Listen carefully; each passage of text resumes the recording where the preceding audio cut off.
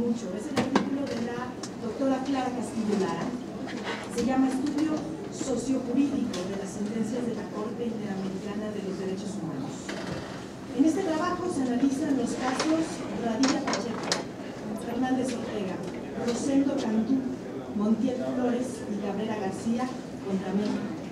Estos casos, como muchos de ustedes saben, fueron presentados a la competencia jurisdiccional de la Corte Interamericana de los Derechos Humanos. ¿Está mejor? Bueno, les decía, estos casos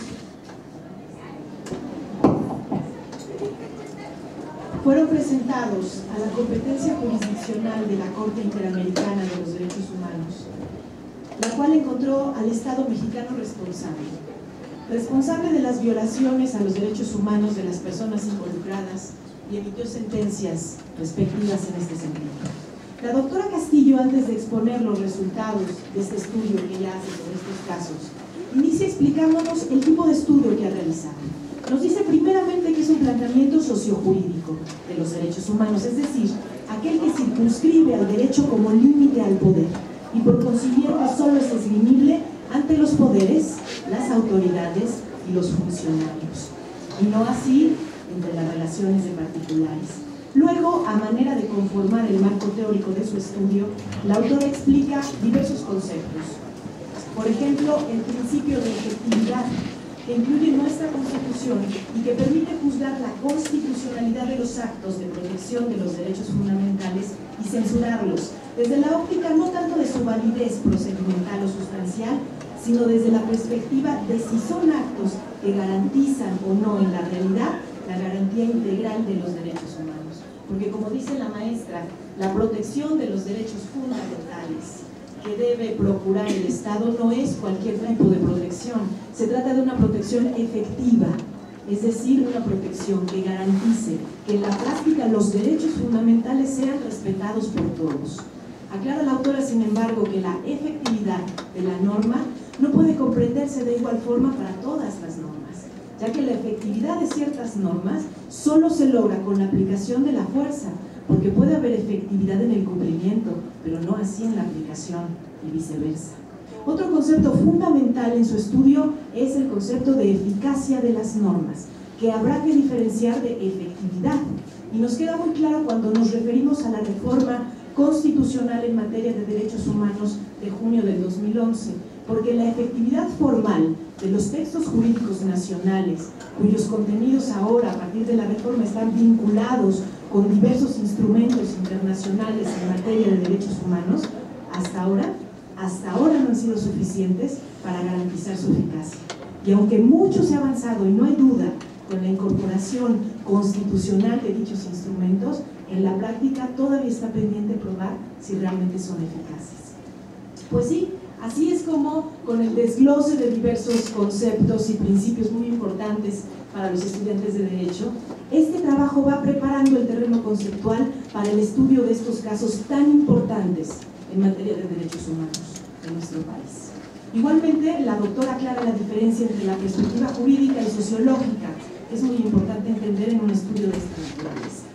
Ahora los casos. El primer caso que analiza es el caso Radilla, relevante sobre todo por el precedente que sienta en la interpretación de las decisiones futuras de las autoridades jurisdiccionales mexicanas, en temas sobre la protección de los derechos humanos y el carácter obligatorio de las sentencias de la Corte Interamericana de Derechos Humanos y de conformidad con las sentencias del Poder Judicial según lo dispuesto en la Constitución y en los tratados internacionales en materia de derechos humanos, además de la importantísima prohibición de aplicar la jurisdicción militar en los casos donde estén involucrados civiles.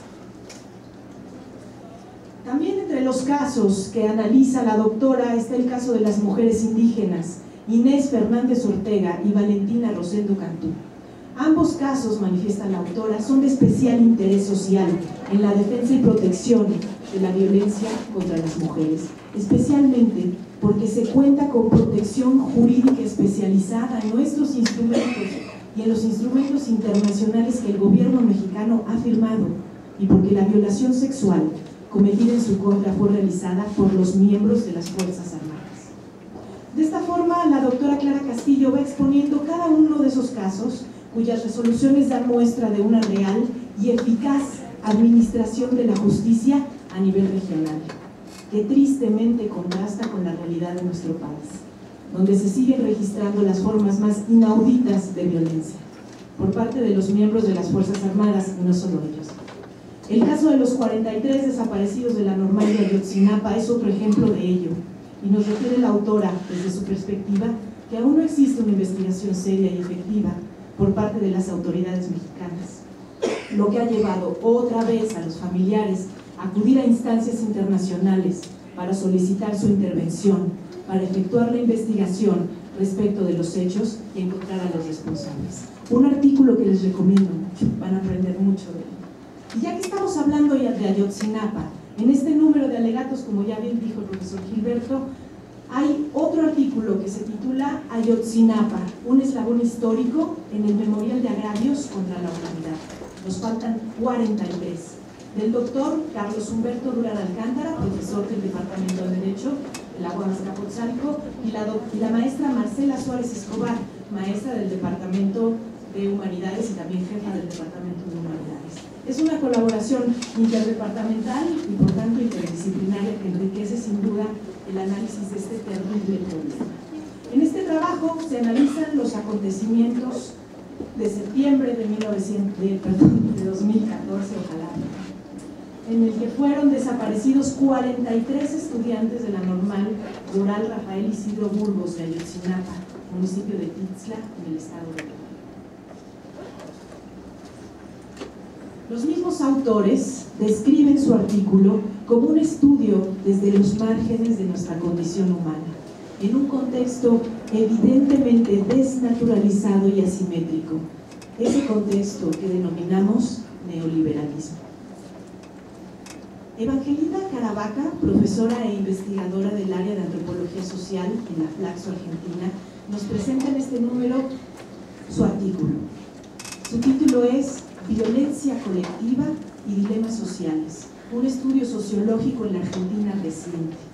Este artículo se propone indagar en ciertas formas de violencia colectiva contra el Estado, a partir del estudio de los eventos ocurridos en la ciudad argentina de Varadero en marzo del 2010, la muerte de 2 adolescentes en manos de policías y las protestas posteriores que surgieron.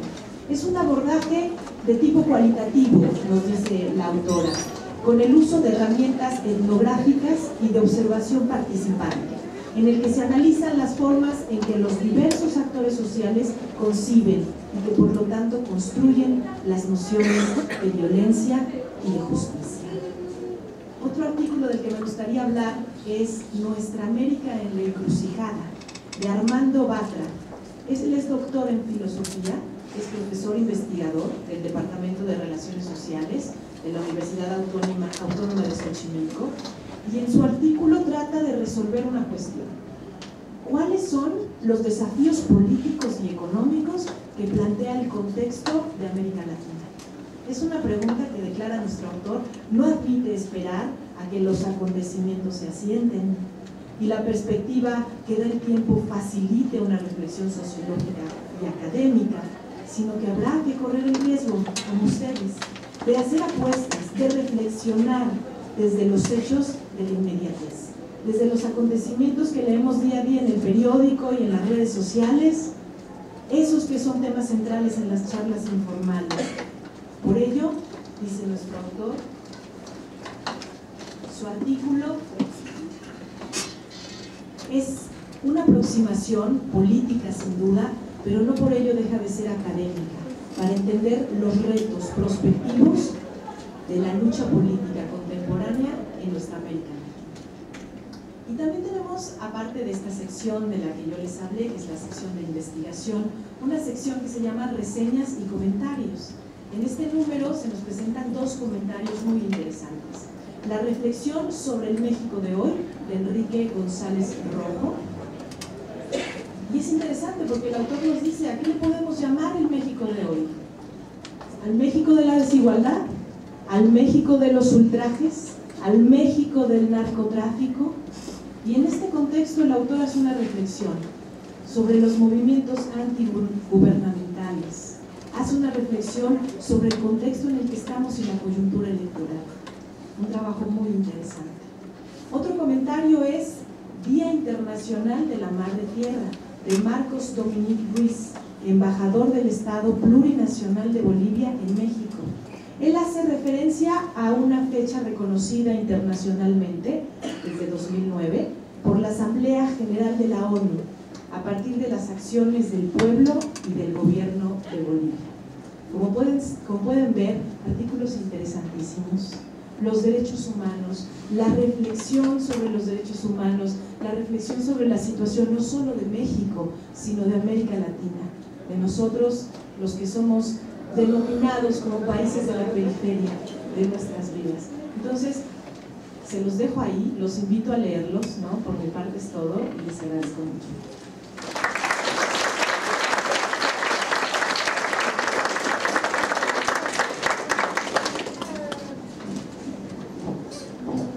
Agradecemos los comentarios de la maestra Diana Margarita Magaña y le vamos a dar la palabra al doctor Antonio Salcedo Flores para que nos comparta sus puntos de vista sobre este número de delegados. Tiene la palabra, doctor. Gracias, buenos días. Vamos a comentar los artículos que colaboran en la sección de doctrina. En la sección donde los especialistas se refieren a temas de relevante actualidad y proponen soluciones, dan instrumentos para modificar las condiciones que nosotros consideremos irregulares, defectuosas, equívocas, arbitrarias. Al final de cuentas, creo que ese es el hilo conductor que me orientó para preparar los comentarios a la sección de doctrina. Aparece el artículo titulado Ponderación de principios y tópica jurídica, de Arturo Berumen Campos. Aborda el tema de la argumentación jurídica, el problema de la relación o contradicción entre reglas y principios, entre subsunción y ponderación, entre el modelo formalista, el modelo legalista y el modelo neoconstitucionalista o principialista. Ahí está el debate actual, sobre todo en Europa. ¿Qué es más importante para el derecho? ¿La ley o los principios? Nuestra ley de amparo dice: de hoy en adelante el juez federal que revise los juicios de amparo está obligado a buscar el buen derecho, está obligado a privilegiar el fondo sobre la forma y está obligado a trabajar con los principios generales del derecho. Entonces el maestro Berumen explica la tesis de Alexi, explica a Habermas, explica a Manuel Atienza y da una aplicación de los modelos principialistas. Y dice: ¿qué es más importante? ¿Cumplir en tiempo o la oportunidad de probar? Entran en colisión los principios de preclusión y el principio de audiencia, de prueba, de posibilidad de defensa. Y entonces él, con las matrices que proporciona Robert Alexi, da respuesta. También compara el dilema que se presentó al Tribunal Federal Electoral con la elección de 2006. ¿Qué es más importante? ¿Hacer un recuento de los votos o dar seguridad social, calma? ¿Qué es más importante? ¿Admitir los miles de recursos que se presentaron un día después de cuando debieron presentarse y darles trámite y dar la seguridad de que no hubo violación? ¿O aplicar el principio a rajatabla de decir: llegaste tarde y ya no tienes oportunidad de recurrir? Ahí está el dilema y ahí están algunas ideas en el trabajo de Berumen de lo que hoy se está trabajando, que aborda Susana Núñez. Susana Núñez en su artículo dice, voy a saltarme por cuestión del método para claridad, dice Susana Núñez en el artículo, las decisiones judiciales y los nuevos principios constitucionales sobre derechos humanos. Esta autora, a partir de las figuras procesales de la jurisdicción, empieza citando a Valle Favela, a Eduardo Couture, a Calamandrei, el concepto de qué es la jurisdicción. A partir de las figuras de la jurisdicción y el debido proceso, el jus cogens, el objeto del sistema jurídico, la materia del sistema jurídico. No me vengas con formalismos, adminístrame justicia. Dame lo que me corresponde y no me digas que estás cumpliendo la letra y el tiempo legales. Ese es el jus cogens. A partir de esos institutos, de los ámbitos nacionales e internacionales, de la Constitución mexicana, de los tratados internacionales y de los principios sustantivos y procesales incorporados recientemente a nuestro sistema jurídico. Ella habla de 2008 el sistema acusatorio, de 2011 el sistema de derechos humanos, 2011 el sistema de la nueva ley de amparo, las sentencias que han emitido los tribunales internacionales condenando al Estado mexicano. A partir de esas jurisprudencias, la maestra nos dice, voy a explicar los principios que han hecho diferente a nuestro sistema jurídico y sobre todo la obligación de los jueces de administrar una justicia bajo estos postulados. La maestra Susana da respuesta a la compañera Lisette y ella estaría, Lisette, en el campo optimista. Has oído otras posiciones que estarían en el pesimista. Y dice Susana Núñez, la Comisión Nacional de Derechos Humanos hoy puede entablar controversias constitucionales contra leyes que considere que vulneran los derechos humanos. La Comisión Nacional de Derechos Humanos puede abrir investigaciones sobre violaciones graves a derechos humanos y puede, aprovechando la instancia del Senado de la República, pedir explicaciones de por qué los sujetos que han recibido recomendaciones de que corrijan sus actos porque son violatorios de derechos humanos, ¿por qué no lo cumplen? Ahí yo creo, Susana, te estaría dando una respuesta a la pregunta que nos planteaste. Dice Susana Núñez, los derechos humanos provengan de... Hay una sentencia que dice, es superior la Constitución a los tratados humanos, a los tratados internacionales cuando hablen de derechos humanos. Y hay la posición de los defensores de derechos humanos. El derecho internacional tiene un principio de operatividad, de proyección.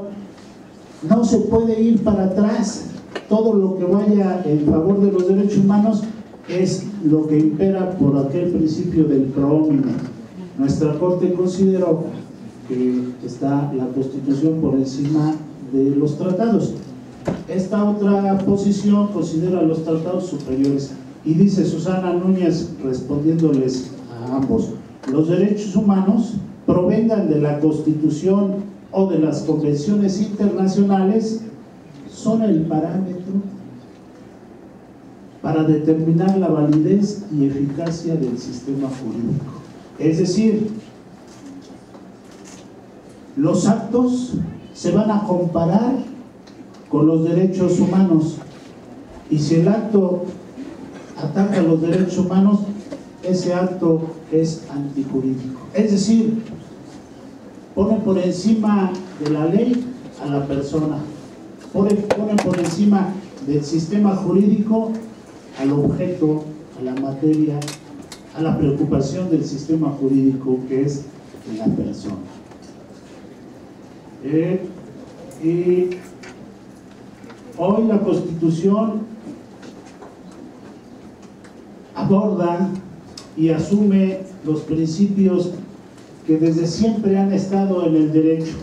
Dice Susana Núñez: la vigencia de los derechos humanos debe ser un objetivo paralelo a las políticas públicas más importantes de la agenda gubernamental, y en esto la intervención judicial procesal es imprescindible.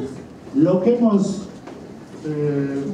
visto, si el sistema jurídico es de avanzada, si la Constitución establece prerrogativas y derechos, y no hay un medio que garantice esos derechos y esas prerrogativas, entonces esas prerrogativas y esos derechos son una ficción. Lo que los garantiza es el procedimiento judicial, el procedimiento jurisdiccional, el debido proceso. Es lo que nos está diciendo o confirmando la maestra Susana Núñez. Los derechos humanos y el pluralismo. Una crítica a la universalidad objetiva, de Sergio M. Tapia Argüello. Realiza un estudio de los derechos humanos desde la antropología, la sociología, la historia, la política y otras disciplinas, para exponerlos con una visión crítica, advirtiendo, aquí está lo importante de este artículo del profesor Tapia Argüello, advirtiendo que no son la panacea ni un medio para la dominación, es decir, no son Dios, pero tampoco el diablo. Los derechos humanos se van a concretar en la medida que la sociedad sea capaz de exigirlos, en la medida que la sociedad los entienda y esté decidida a defenderlos y a exigirlos a través del debido proceso, dice el maestro Tapia Argüello. Concluye con esto: debe asumirse una posición crítica. No debemos permitir que con las figuras de los derechos humanos nos manipulen, enajenen nuestra voluntad. Debemos ser críticos y asumir una posición de esa naturaleza para comprenderlos y manejarlos. Las reformas constitucionales, dice el maestro Tapia Argüello, sobre derechos humanos que han tenido lugar en nuestro país son compatibles con los usos y costumbres de los pueblos indígenas. Es decir, hay que buscar el medio para trabajar en los dos campos. El doctor Chacón aborda la temática de los usos y costumbres del derecho consuetudinario y nos dice que es otro sistema jurídico, un sistema jurídico paralelo que convive con el sistema jurídico estatal. Y de ahí me voy con lo del doctor Chacón, que nos dice: contribuciones a la proyección y fundamentación del concepto derecho consuetudinario e indígena. La Constitución mexicana, en la Constitución mexicana, el convenio 169 de la Organización Internacional del Trabajo y la propia naturaleza del sistema normativo de las comunidades indígenas, es decir, está dando tres parámetros